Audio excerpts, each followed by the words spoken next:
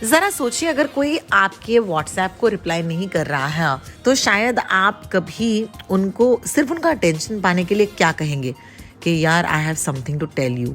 उसके बाद तो वो क्या उनके सारे दोस्त, उनके रिश्तेदार शायद आपको फ़ोन कर ले। कुछ ऐसा ही हुआ है एक नए वेरिएंट के साथ जिसका नाम है नियोकॉव। लेकिन नियोकॉव वेरिएंट के बारे में कई सारी चीज़ें जो हैं अब तक शायद आपके व्हाट्सएप पर आई होंगी, घूम रही होंगी, but you know that we are the fake news slayers right here on Mumbai smash news. और आज थोड़ा सा मुझे व्हाट्सएप यूनिवर्सिटी की वाइब आ रही है हमारे अपडेट में नियोकॉव को ही लेकर। So in case you been receiving WhatsApps, well let's ask Sachin Kalbag जो है the executive editor of the Hindustan Times कि आखिरकार नियोकॉव जो है क्या ये कोविड-19 का वेरिएंट है या किसी और चीज का, एंड हाउ डेंजरस और how affected will humans be by this new variant. Sachin, 2 दिन से ये बात चल रही है कि चाइना में एक नया वेरिएंट आया है SARS-CoV-2 यानी कि जो वायरस कोविड-19 देता है, उसका एक नया वेरिएंट आया है और उसका नाम है नियोकॉव यानी कि NEOCOV। लेकिन ये बिल्कुल गलत है। देखिए, फर्स्ट ऑफ ऑल नियोकॉव ये नया वेरिएंट नहीं है, वो कोविड-19 का वेरिएंट बिल्कुल नहीं है। ये सबसे पहले 2014 में पाया गया था और ये क्लोजली रिलेटेड है मर्स यानी कि मिडिल ईस्टर्न रेस्पिरेटरी सिंड्रोम का जो वायरस था उसके साथ इसका संबंध ज़्यादा है और ये बैट से आता है और बैट्स एक दूसरे को इन्फेक्ट करते हैं। जब से ये वायरस को पाया गया है तब से लेकर आज तक 8 साल में किसी भी व्यक्ति को, कोई भी ह्यूमन बीइंग को इसका इन्फेक्शन नहीं हुआ है। इसको अगर आप ऑनलाइन देखें, जितने भी रिपोर्ट्स हैं वो कोट कर रहे हैं एक स्पुटनिक यानी कि रशियन न्यूज़ एजेंसी है, उसको कोट कर रहे हैं।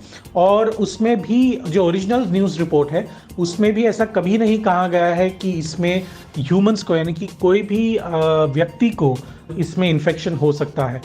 देखिए, अगर हो सकता है तो इसमें काफ़ी रिसर्च करना ज़रूरी है, उसके बाद ही हम पता कर सकते हैं कि क्या ये ह्यूमंस को ट्रांसमिट हो सकता है। लेकिन अभी तक किसी भी साइंटिस्ट ने दुनिया भर में इसको नहीं बताया है कि इसको ह्यूमंस को ट्रांसमिशन हो सकता है। तो नियोकॉव ये ओरिजिनली जो मैंने कहा 2014 में पहले बार डिस्कवर किया था, वो मर्स यानी कि MERS middle eastern respiratory syndrome को क्लोजली रिलेटेड है, ना कि SARS-CoV-2 यानी कि जो वायरस कोविड-19 हमें देता है उसको रिलेटेड है, ना रिलेटेड है उसको, और ना ही अभी तक किसी व्यक्ति को इन्फेक्शन हुआ है।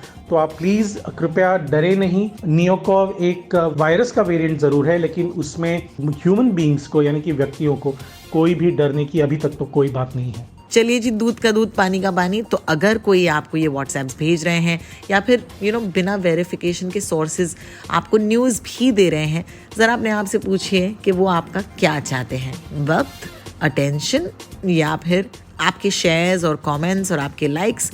Ultimately it is something that will get your attention, but please इसे फॉरवर्ड करने से पहले एक बार इसके बारे में थोड़ा सा रिसर्च कर लीजिए ताकि आपको पता चले कि नियोकॉव जो है ये SARS-CoV-2 का एक हिस्सा नहीं है, it is a separate virus.